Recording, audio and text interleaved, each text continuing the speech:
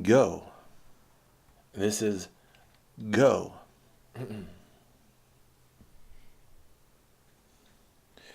Grandpa was a pilot when Hitler did his thing. Grandpa went and buzzed a base. They took away his wings.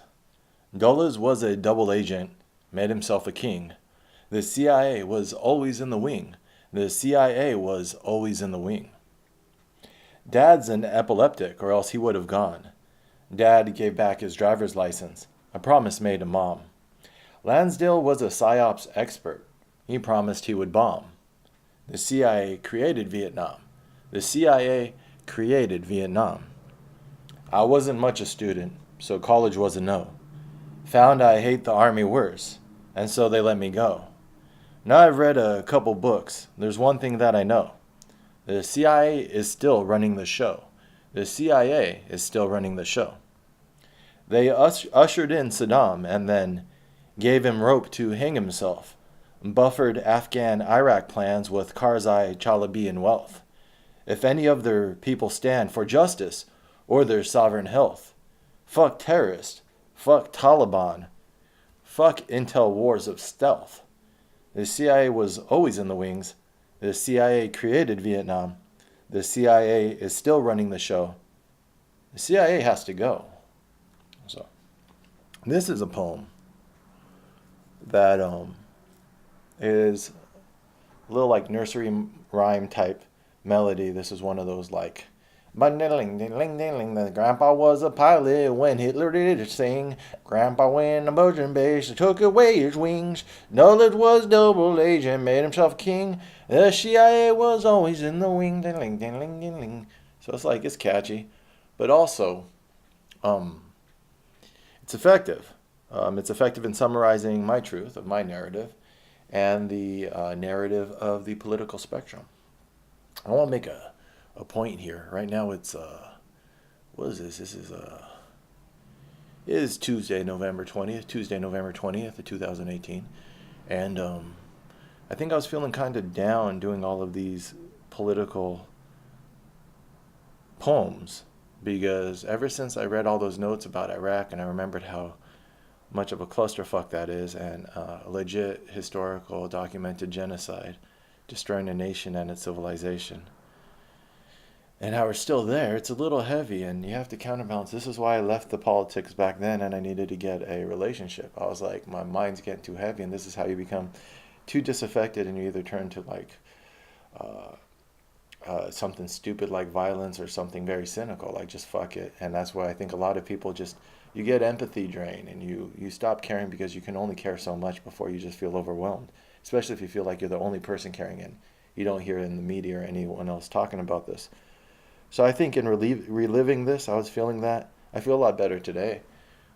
You go through ups and downs, and you just have to allow your mood to rebound, but this is why you work out, so those are natural endorphins.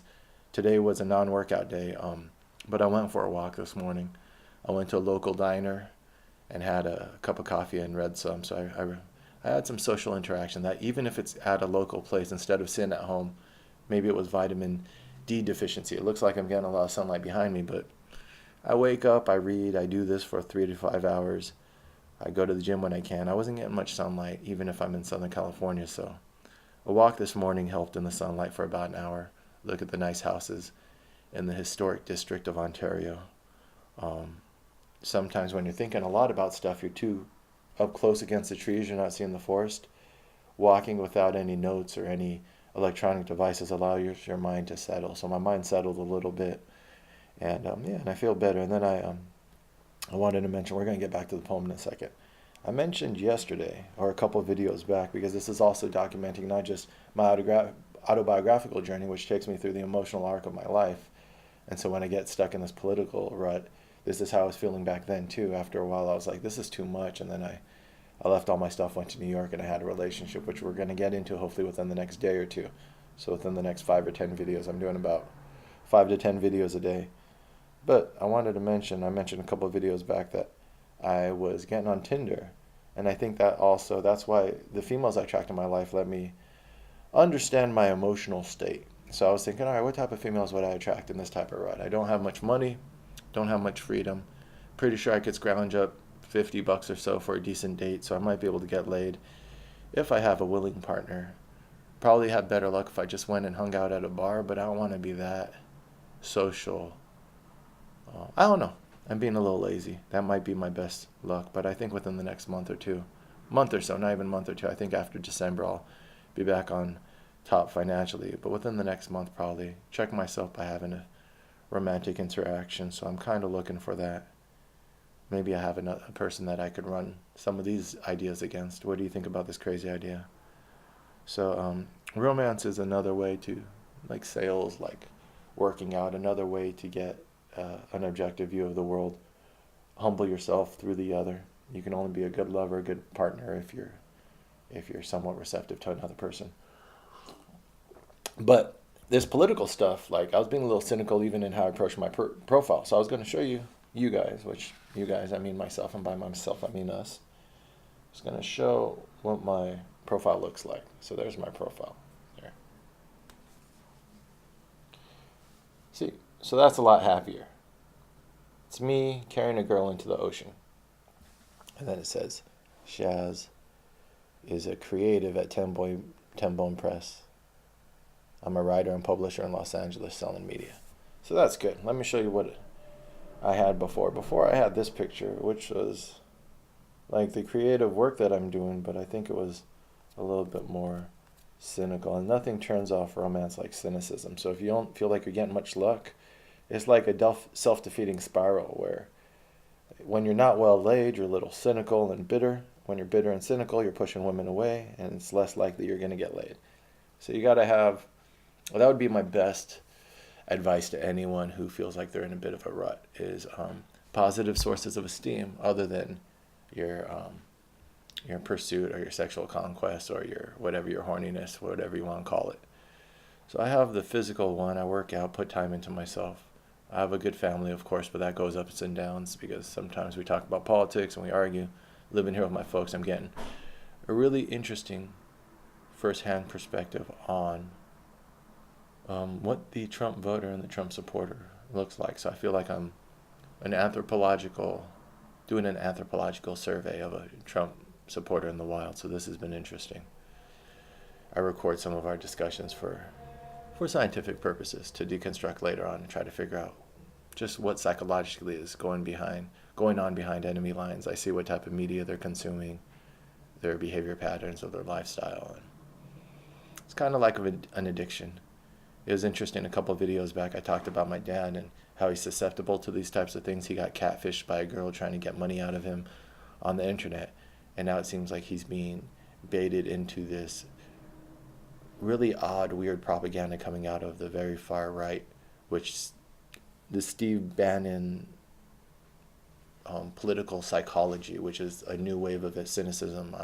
We haven't seen this level of political narrative before. It's really interesting, so I can't wait to deconstruct it later on. But yeah, so that, I think, and plus these notes going through this emotional time in my life made me a little cynical. So I had this picture up, which is something from my website I'm working on right now. It's a cool picture. I like it. It's artistic, but I don't think that screams I'm going to be fun company. So I think the other one I just put up of me holding the girl is a little bit more of my personality, or what I've learned is you want to show people a good time. So I have that guy, and then here's a couple other ones. I have that one. So that's me at one of my happiest moments. Someone took that picture. I was riding in Puerto Rico, and I was happy. That's me in the village, and I was playing guitar, and I was happy. Remember, happy. This is me making money, just in case I want to know if I have a professional side. This is me, again, I like the smile. I mean, it doesn't hurt, I don't think, to show people you're in shape, but I like the smile. And then that one's me happy again. So I'm trying to find moments that I think express the better side of my character, which is me having fun. That's me at a party. I'm just looking kind of for a fun thing. And that's me with a bunch of girls around me. It's always good to have a social pic that shows that people tolerate your personality. And then me and that girl, we're kind of almost had a thing. So you can kind of tell that she's a little into me in that picture. And then here's me on a bike in New York. And I ended on that one because I don't think you can't see my face in that one. Huh. That's interesting. But anyways, yeah, that bike one is like my personality too. It's like, so these narratives of our person, that's important because this whole thing is trying to reclaim my narrative of my personality, who I am. And so, doing a little internet dating during this process will be interesting to see if that personality comes out. Who am I solidifying that I am? I'm not just an angry, disgruntled political person. Even a year ago, when I started the first attempt at an autobiography, I got to the very end and I said, you know what, I'm not just a reaction to the circumstances into which I was born. My political views are trying to capture this reality of the United States and where it stands historically, since I'm a citizen and the United States claims that it owns me according to this number and treats me like chattel. Try to send me into that war of aggression, totally unjust. And we're going to have a conversation, me and the makers of that war. I'll have my audience with God eventually. But yeah, other than that, I'm a human being. I'm a lover. I'm a creator. I'm a creative. I'm an expression of this life form and this species, which came out, 2.5 million years ago as Homo habilis and evolved into about 50,000 years ago, which is about behaviorally modern man, which came from these other humanoid type species, Neanderthal, Denisovian, the guys that we probably killed in a war between the species, but we also interbred with. And so the Denisovians and Neanderthals are in our DNA, but I'm all these other things too, other than this small little framework of now, which it's easy to be so close up to the trees, just like I am doing this, where I can get kind of frustrated or overwhelmed by the emotions. And when you take a step back, I want to make sure I'm being an honest expression of humanity, manifested through me, this body right here, but also through all the different avenues by which a human expresses themselves. And those aren't just anger and a sense of justice and a desire for vindication or desire for freedom. They're also joy. They're also romance. There's all these other aspects of humanity which deserve to be expressed. Otherwise, you're creating a small little pinhole of expression, just like your oppressors. I think that's also why the counterculture or oppressed people create such good art. Because just like this last year, when I let my life I was holding on to so strongly, making $200,000 a year, that real estate business, it was taking a lot of my energy to support that and causing more stress than maybe it was worth. So we're recreating a life which has more space for joy and other expressions. And it's going to be self-defeating if that's what we noticed in Occupy Wall Street too. When you're too focused on the problems and you're not reserving space for joy and human expression, then you don't have a happy movement which people want to join. You just have a bunch of angry people smoking cigarettes and yelling at each other. So we don't want to recreate that pattern. It's important to take a step back, remember your joy. And then this is like, I guess, a litmus test when I do the internet dating. I still got like 5 people. I think I mentioned the other day, 5 people, 2 of them were catfish, 3 of them were normal people. Out of those 3, 1 of them decided to talk to me. She was looking for something more casual, but we'll see if this happier side of Shaz has a little bit more luck. And if this doesn't work within a week or 2, I'll just go to a local bar and hang out and talk to people. I'm an interesting person. People usually like me. So, that is my narrative. I'm sticking to it. This is my attempt at reclaiming my narrative in the face of such confusion and such political just craziness. People want you enraged, not engaged, is what I keep saying this last year. They're pushing our emotional trigger so that way we fight amongst each other and they scare us into these corrals of blue and red. We're going to create a whole new avenue of discussion which has a higher level, higher standard of justice, hopefully, where we can actually prosecute war criminals and stop our addiction to perpetual war and the raiding of our treasury. But also it's not just going to be, we're not going to con people into it by pushing their emotional triggers, because I feel like that's insincere. And it pushes people, if this is happening to me and I notice in my life that I could do it to myself, it's happening to other people, that they're being less expressive of their true joyful selves and they're being reactionary probably. And we're noticing it, and I'm sure relationships have broken up. I didn't talk to my folks for a minute after the election because it was just, the emotions were too high, but I'm starting to see in the online discussions, people are becoming a little more rational, trying to reach across the aisles. As we get into this next 2 election years, coming to 2020, they're going to try to push those emotional triggers more, so you want to reclaim your peace whenever you can. So, Grandpa was a pilot. He was. While Hitler did his thing. He did. Grandpa went and buzzed a base. The story as it comes to me is he was fucking around. Buzzing the base means you fly closer than what is safe. I guess there are some people out there for like a view or something was happening. Maybe he was trying to impress a girl. But something happened. He didn't have authorization to go up in the air. He did. And then he flew by the base. Maybe he just didn't want to go on the next raid or the next. If he was someone like me who noticed bullshit in institutions and culture, he might have been like Howard Zinn, where like Howard Zinn was was a pilot during World War II. I don't know if it was Air Force. And he started to notice the war was bullshit while he was flying over these European countries, bombing them. So maybe my grandpa felt that way too. But my grandpa got his shrapnel in his leg when he was in the Korean War. So whatever his feelings were, he not only fought in World War II, but he also fought in Korea, and was almost downed in Korea. He took some fire or whatever that lodged itself in his calf. So, and then he went to sell insurance. But once you see that type of stuff, it definitely affects your worldview after that. And that trickled down to my father, trickled down to me, I'm sure. These are the costs of these endless wars of aggression, or these colonial wars, or the empire. It doesn't stay at the battlefield. Then those people go and have families. And that trauma, when you experience those life or death situations, trickle down to how they relate to the family. I know my grandpa was very much authoritarian. He was the type of guy who put the kids outside when they disobeyed with Tabasco on their tongue. He tortured them. It wasn't just punishment like beating with his hand, which he did, slapping and spanking, but Tabasco on the tongue as a child, and you're sitting there crying.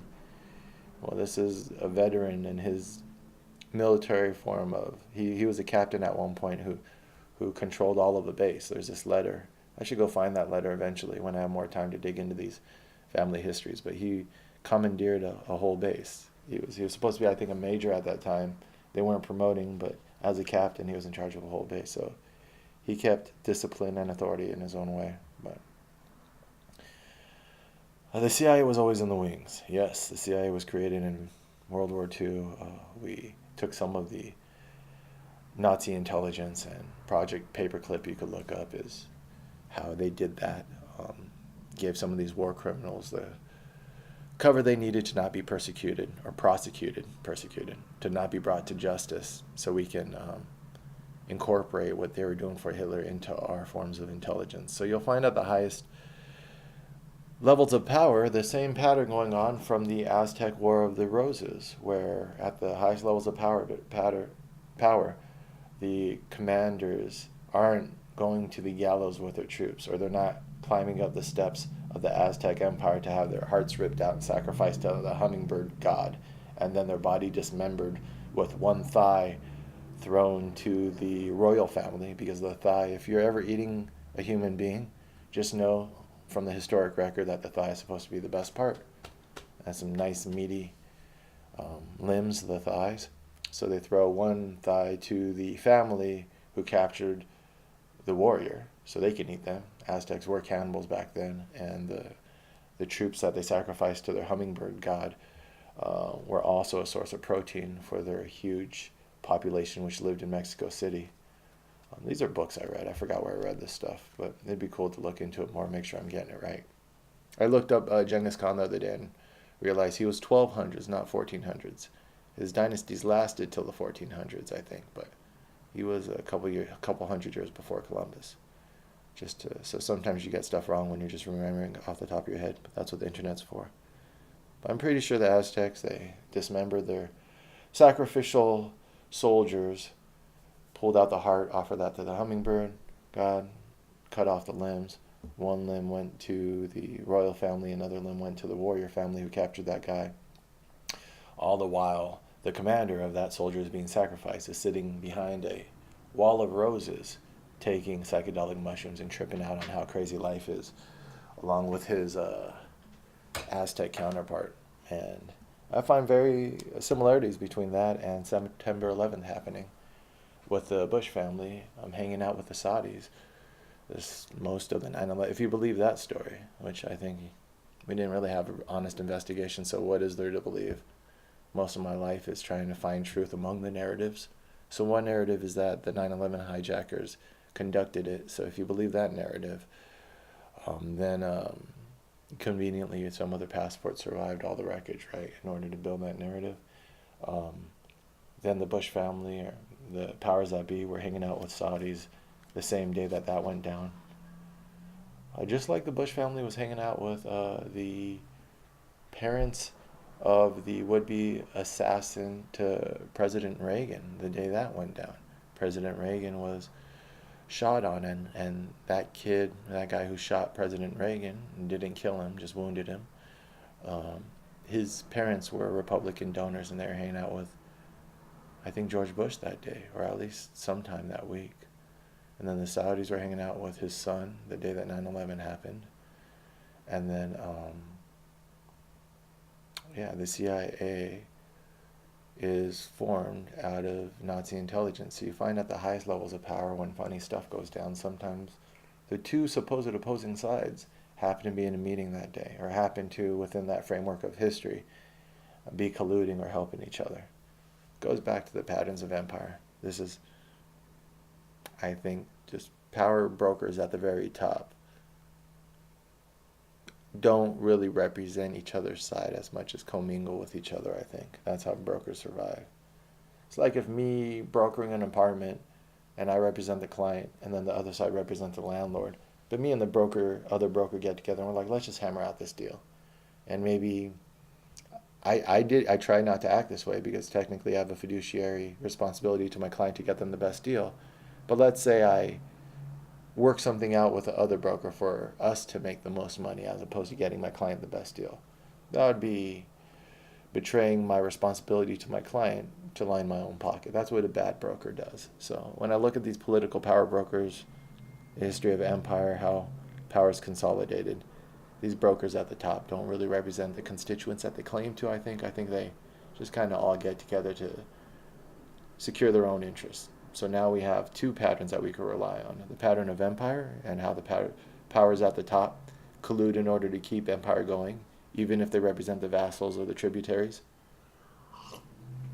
Or the pattern of sales and brokering, how bad brokers in captured markets don't really represent the interests of who they're supposed to be, because they're not acting in the faith of what brokers should act in these types of markets. So if you pull this perspective out, and this is what I think gives me calm and gives me chill, it's not completely lost, and this isn't all hopeless, because all of these are just patterns. You could purify our political market by following the patterns of brokering and sales and markets, and just now you can find where the bottlenecks and the inefficiencies are, and then you can start correcting it that way.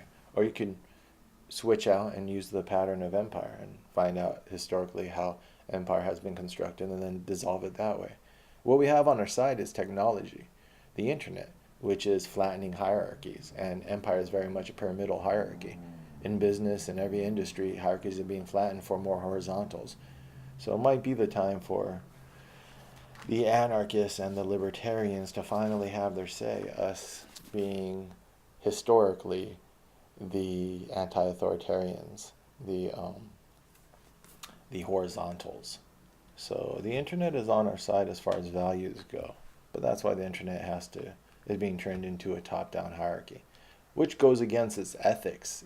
Inherently, data wants to be open, and open systems, open ecologies. Now we can apply another framework, biology, biomimicry. Ecologies that are open are sturdier. You have more species and more biodiversity, and then they're more resistant. And when you have monoecologies, like monopolies, they're less resistant to change, and that's how you have culture death. Well, that's how you have species death. When one species become too dominant in an ecosystem. And now if we extend the framework outward, we can see maybe that's what's happening. It's definitely what's happening around the world. Lack of biodiversity is decreasing the hardiness of ecologies. But then we can say maybe that's what's happening with civilizations. The solidification of power structures. And this is what Toynbee would say. he would say that the elites within a power structure start worshiping themselves and imitations of themselves and their past. Everyone trying to imitate that strong father who preceded them, and becoming worse and worse imitations further away from what actually keeps you in power. Even if you have a top-down pyramidal hierarchy, you still have to have leadership which reasonably addresses problems that the people face. Otherwise you won't. The problems will overwhelm the people, and then they'll reject the power structure. So we have elites, power structures, which are becoming less efficient at addressing our existential problems. So the public treasury is being raided. Our endless wars creating more terrorism and more instability and less security for the people. And then we also have our climate and our world falling apart. Our elites, instead of dealing with those problems, are just solidifying their power with these false narratives. And so they're marching us lockstep on the historical path towards the extinction of a civilization. What I like about Toynbee is he analyzed 26 civilizations to come to his conclusions. So there's going to be a lot of, I haven't had the time to read him in depth. And there's detractors who say that he didn't do a perfect job, which it's such a large task that took him dozens of years. I think decades he worked on that. So he obviously probably made mistakes in his generalizations. How could you not generalize with so much data? That's probably one of the biggest questions you could try to solve, especially as one single individual. But I like the general theme from what I can see from the outside, which falls into the pattern from what I've observed over my life and what I've read. Power gets consolidated, there's hubris and ego involved, and instead of dealing with existential problems, they ignore them. And then now they're less representative of the people with less buy-in from the people, and it becomes a self-reinforcing loop where they need even more oppression and even more authority and hierarchy in order to suppress the bubbling resentment and discontent that started in Occupy Wall Street in the modern age, and that was suppressed violently. And then now you have these false narratives and this artificial seeding of culture, this astroturfing, in order to justify even more oppressive power structures. And this is only going to continue until it becomes unsustainable. And that's why I think a lot of these violent acts, the terrorism and the vetoing of society of these mass shootings is the window of our self-expression as humanity getting smaller, and we're excluding more and more of these canaries in the mine shafties who feel like there's no other way to express their distaste or displeasure with these false narratives except through violence. And I don't think on their end it's even conscious. It might be just an anxiety that rises to the point where it's untenable for them to keep living. If we give these people other outlets in self-expression and creative expression, and then also treatment to try to find these canaries before a lot of it might be sociopaths who just need treatment, but that still doesn't mean that you don't stop the pedophile by calling him a monster. You don't stop the sociopath by calling him a monster.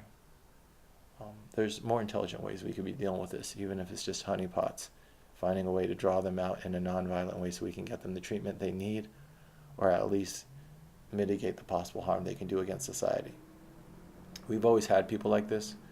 We've always had zombie myths, the myth of the one individual, the vampire, the monster, the literal monsters. That's what those myths are all about, right? Literal monsters who can veto society and go on inhuman, destructive paths, the Frankenstein monster. That's what the psychotic individual within the group can do. One individual can cause a lot of havoc. But that's why stable societies have these inclusive threads that go out and try to find those people and either diffuse them or involve them. That's what we don't have in this society, because we have more and more conformity being pushed from the top down, which is allowing these free radicals. That's what it is. That's a good metaphor. They're free radicals, and free radicals are bound by antioxidants. And so we need more antioxidants in our society that seek out and then bind free radicals. You don't bind them through throwing everyone in a crazy house. That's, I guess, what they used to do back in the day. So we don't have that type of culture. That's not acceptable. So you have to bind them in other ways. And I think that's the cultural narratives. I haven't even gone back to this. All right, the CIA. Dad's an epileptic, or else he would have gone to Vietnam. He gave back his driver's license, a promise made to mom after all the accidents, and us. The kids were in the cars for some of those accidents. A little bit irresponsible, Pops, but we forgive you. Lansdale, yeah, the DMV said, just don't drive when you're feeling like a seizure is coming on. And my dad was like, that's not how it works. Sometimes you can feel like they're coming on, but sometimes you have no idea they come out of the blue. Lansdale was a psyops expert. I should mention that because we haven't really looked too much into the CIA because now is not the time to talk about that. But Lansdale, quote, Vietnam. Let's see what little historic factoid I got that out of, which isn't in the common cultural narrative. We were fighting that war with one hand tied behind our back. That's the only reason we lost Vietnam. Or what did I just read today in my book about Hunter S. Thompson? And this is by Walter fucking Cronkite. I'll be right back. This is worth saying. The next video is going to be 20 minutes. We're going to make up for this long video with a short video. I just talk about how I got my joy back.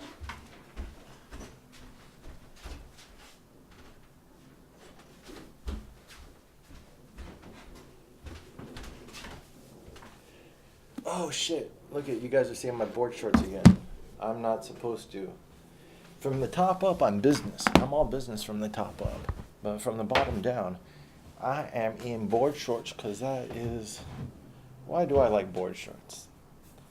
Because my dad's family came from Newport Beach, so growing up I always felt like dressing like a surfer was my version of money, not the Western suit. So when I had money, I bought a lot of board shorts, a lot of cool t-shirts. And I guess there's a couple other looks I like. I like jeans and a black t-shirt. I like wearing military boots.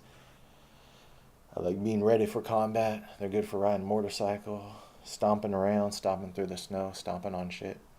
Steel-toed. Red Wings. Red Wings are really good boots. But yeah, I guess, a suit is good too. These are all costumes. Lansdale, quote, Vietnam.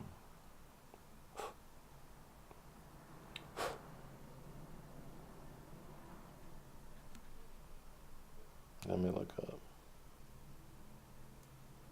The American tragedy in Vietnam. Not the Vietnamese tragedy, right?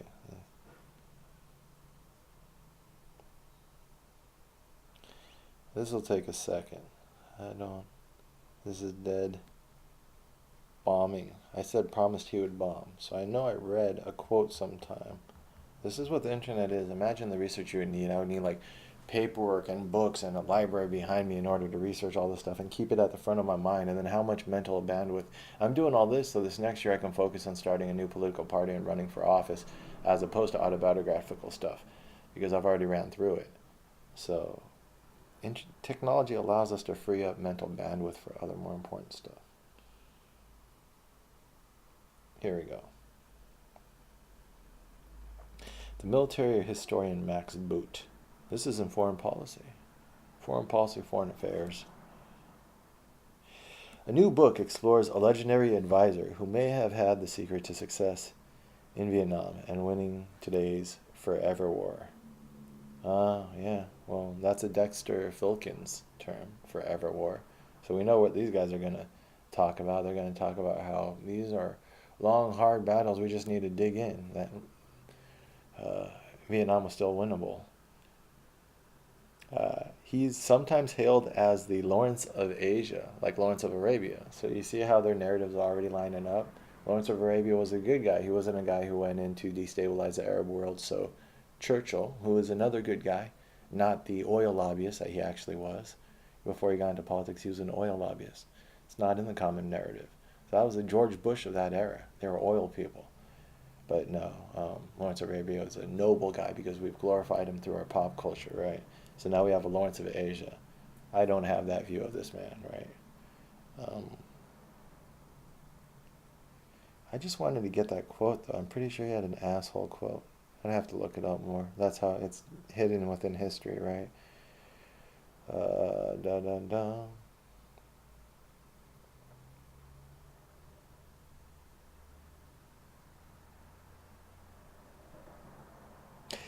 While critical of his many failings, detractors for years have suggested Lansdale was naive and morally corrupt.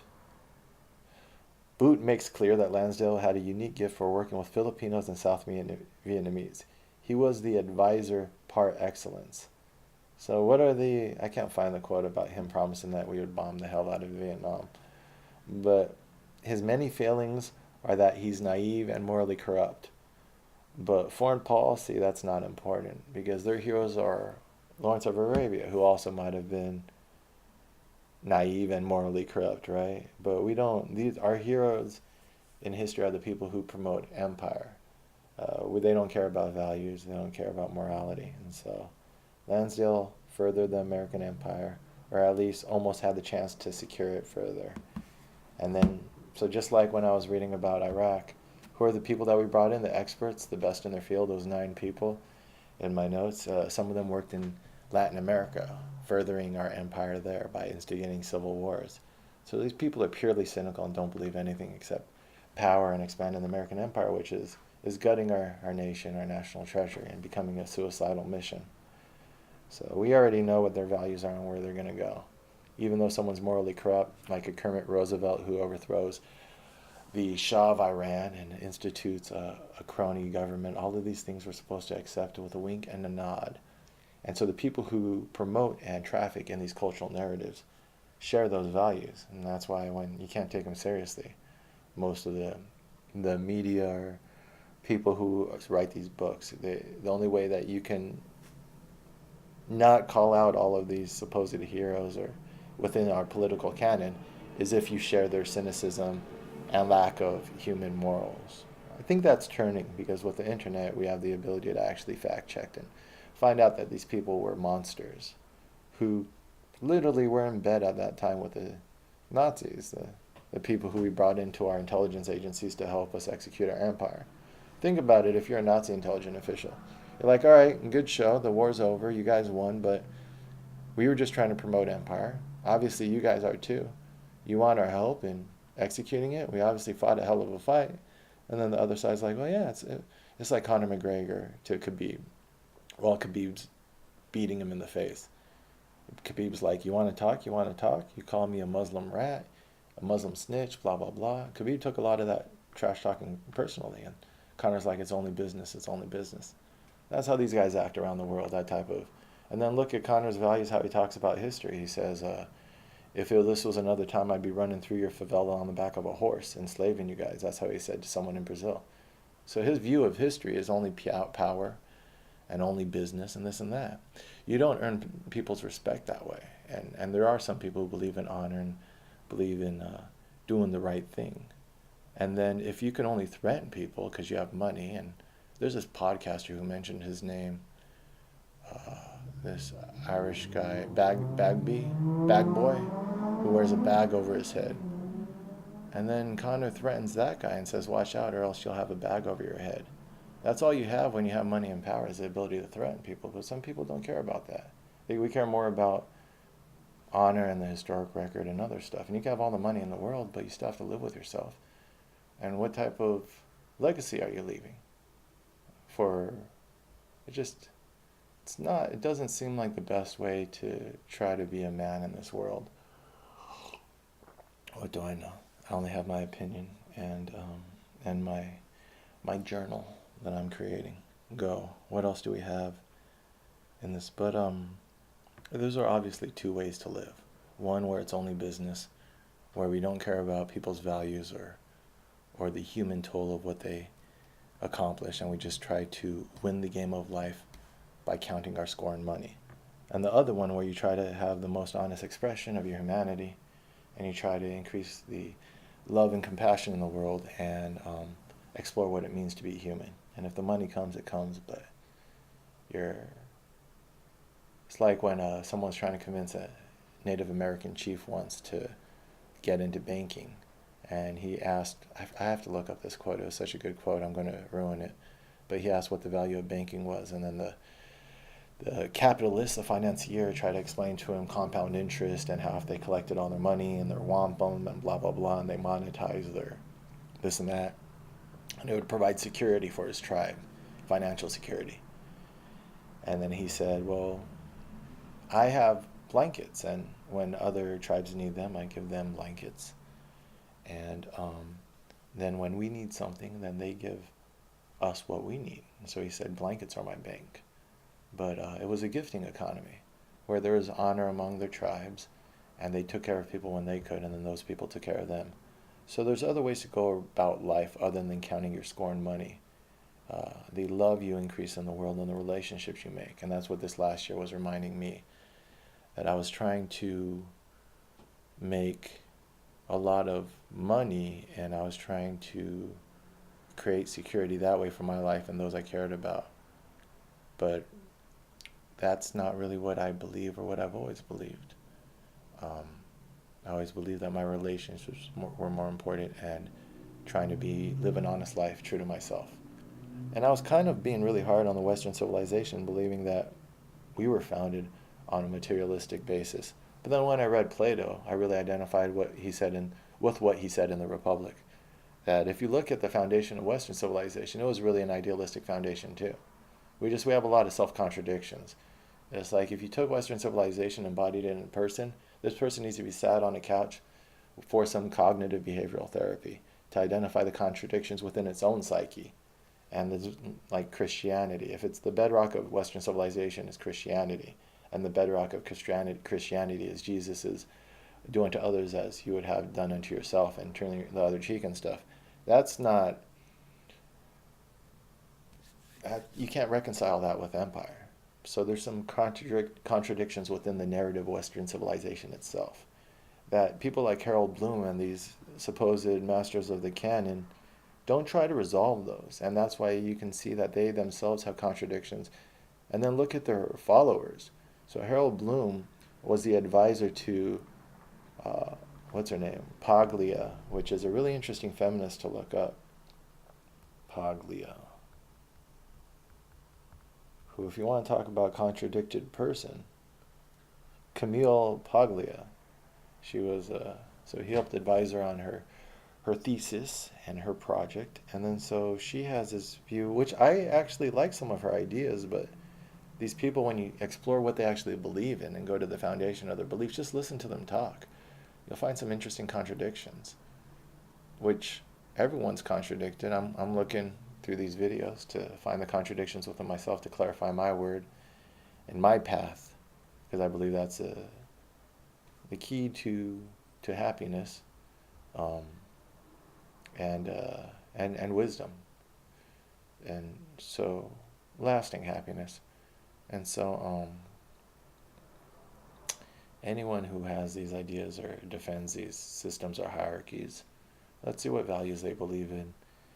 And people only shatter against themselves. So if people have contradictions, they don't even need opposition. We just need to continue on a path of truth and self-discovery. And then they won't be able to keep up, I would imagine, because they don't even know who they are. So I think that's the safest way to deal with people who are conflicted, is let them shatter against their own conflictions. So the CIA created Vietnam, and well, that's what's happening to us as Americans, is the world is watching us shatter against our own contradictions. With these perpetual wars, they're literally gutting us out from the inside out. We're becoming a banana republic. If we do not sit ourselves on the couch and actually address the contradictions of our own narrative, how can these people who claim that all men are created equal and that we defend this city on the hill, this example, beacon of morality to the rest of the world, we haven't really lived up to our creation myth. We can still, I think, because we have this anarchist libertarian tradition. That's the heart of what is good in America, is anti-authoritarianism. The ability to snub our nose at the king, even if we only did so in jest while we were still enslaving our own people. That idea, even if it was only half-baked and even less than half executed, 3/5 executed maybe, you can say that, 2/5 executed, I don't know, however you would frame that metaphor, but that concept, though, still, within that concept lies our liberation. The fact that we did dress up like anarchist Mohawk Indians. When we wanted to snub our nose at the king, we didn't dress up as colonists to do it. We appropriated the culture of the freer people, the people to which the colonists would flee, but hardly any Indians fled to be a colonist. But a lot of colonists, when they experienced Indian life, didn't go back. You could go back to civilization itself probably. Hunter gatherers had a better, varied diet than we do now, which is like why a lot of modern nutritionists or modern fad, there's a fad diet of the hunter gatherer diet now, because civilization led to less nutrition, more conformity, a lot of advances in technology and other things, but we lost some wisdom along the way that I think we can gather. This is becoming a long one. I wasn't much a student, so college was a no.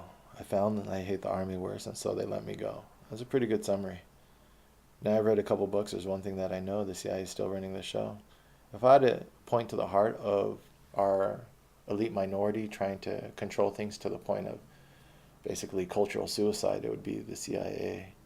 Who knows? Maybe it's an even smaller. Maybe that's not where the game is being played anymore. Usually in culture, once it becomes common knowledge, like once everyone knows about the party's not cool anymore. So once we're all talking about it and it's in pop culture, it might be something even smaller. There might be a completely other different secret party going on because we know too much probably about that one. They were involved with Saddam when he came in, gave him rope to hang himself. We buffered Afghan-Iraq plans with Karzai, Chalabi, and Wealth. Just look up Karzai and Chalabi, heavily involved with our intelligence agencies. We were paying those guys long before they came into power, and there's a reason why they came into power in the respective countries that we've been invading.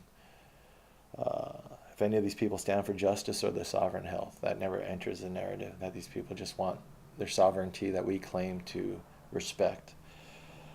Fuck terrorists, fuck Taliban. Excuses for violence. Why I say fuck intel wars of stealth. Does the CIA have to go? I don't know. What is the place of intelligence in the modern age?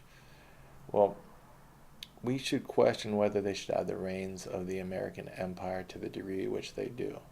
So, because it's not healthy for the troops who have to fight these wars alongside them, because they fund militias that then the troops have to fight. So that is literal treason when we're putting troops in harm's way because of our intelligence agency. They run drugs. At one point, the CIA had the largest airline in the world when it was shipping opium from the heroin triangle in Vietnam. And now they're growing opium again in Afghanistan. So they've always they helped increase the crack, helped create the crack epidemic. You just have to look up Freeway Ricky Ross to see the CIA's involvement in the crack epidemic. So do they have to go? Maybe they just need to get audited. I think that's a safe place to hang your hat. Does 9/11, was that an inside job? Maybe we would just need an honest investigation. Let's not speak on what we don't know. It's like when I talk about someone like Conor McGregor. Is he a bad guy? He's the most fluid fighter I've ever seen. As a wrestler, I respect the hell out of. I don't think even Khabib understands how close he was to losing that fight. Conor, I love fighting, so I'll talk on that, and that's how we'll end this. Conor was dominated on the ground, but when Khabib smacked him in the face, if you look at the slow-mo and if you catch it, Conor has Khabib's forearm in his hand. So out of all the fighters I've seen, I don't obsess about MMA, but I watch a decent amount, so I'm probably average on my knowledge. Conor has the best reaction time and the best kinetic intelligence of where his body is in space. So, and that's how he's able to knock people out and do what he does.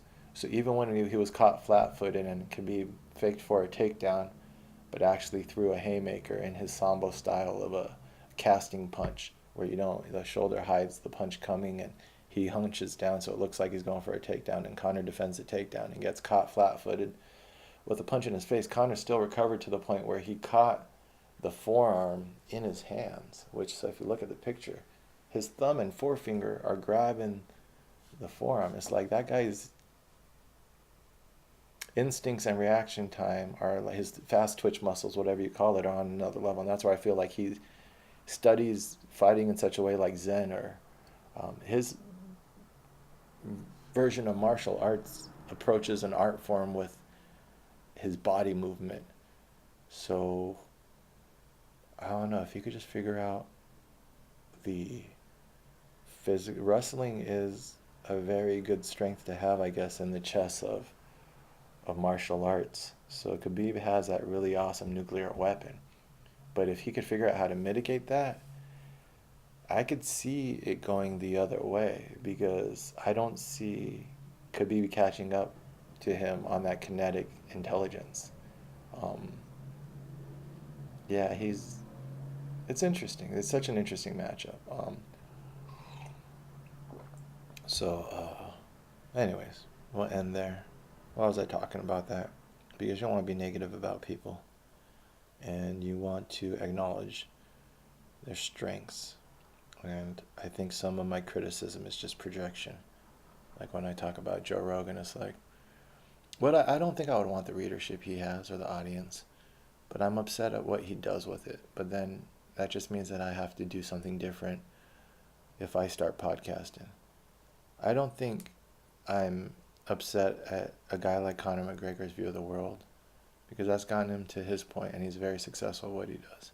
But if I have that platform, I would just do something different and I would construct different narratives that maybe would heal people as opposed to contribute to violent narratives. But you can't get mad at people for being successful at what they do. And anyone that I have something negative to say against, I could probably find some positives. And why not end on the positives? And if I really believe that contradictions destroy you, then I think once you're left with only sympathy and compassion for people, you're at a right moral footing. So if you have people that you disagree with, those disagreements, if you really believe that you're on the right path, are going to lead possibly to their downfall. Their contradictions are going to invite negative into their life. So if you really believe that you have the moral high ground, all you should have is compassion for those people who you feel are living wrong, and that's the only reason to speak out on it, because you would like to see them improve to the point that they don't invite negativity into their life. But when you contribute to that negativity, now I think you lose that moral high ground. And that's why turn the other cheek, or being positive or loving people or having compassion is the right way to go, because that's the only thing that lessens the negativity in the world. I always imagine like the Zen, and this is where I think I am able to reclaim my joy through all this negativity or even strong emotions. Your mind is a pond in which pebbles drop, and when you think about these koans or these ways to meditate, and you have a phrase that you say, you're not really supposed to analyze it. Your mind will try to start in your egos and you're trying to figure it out or trying to be clever. But really, you're just supposed to observe your mind, and the pebble drops in your mind, and then the ripples go outwards. And just observe what your mind does to a thought when it's introduced to your mind, and the ripples outwards. And then you can tell the clarity of the water. And I told this girl once when I was trying to figure out if we should get romantic, and I knew she was a little into me. She was one of these young girls, and she had mentioned, maybe 22, I think 24. She had mentioned her last boyfriend was like in his 50s. So I was like, okay, so she's cool with the older dudes. I'm only 36, but it wasn't so much a sugar daddy situation, but she definitely had some sort of father thing going on where she was seeking out these older energies. But I was just talking to her, and I noticed her mind was a little funny. When I would mention stuff, she would react certain ways. And when you're able to notice how people respond to ideas and concepts, you can avoid a lot of bullshit in life. And the higher path and the more peaceful path to get money and power without the bullshit is to avoid it, to recognize it. But that comes from recognizing your own mind and recognizing we can all stray from the path, a peaceful path of calmness and tranquility. And that's something that, like, yeah, when people, the strongest man in the room is the calmest. I've felt that for a while, and I'll stick to that. So, I feel like I have my joy and my calmness back for the time being. My pond, especially this morning when I walked, is very still, and now I'm observing the pebbles dropped into it and observing the ripples outwards and learning from them and learning how to practice this sense of calm. We will see if it's translated to the women in my life. it's definitely making for longer videos, but the next one's going to be short to make up for this. So that was Go. That was my silly little summation of my family involvement in the military and our military involvement since World War II to now.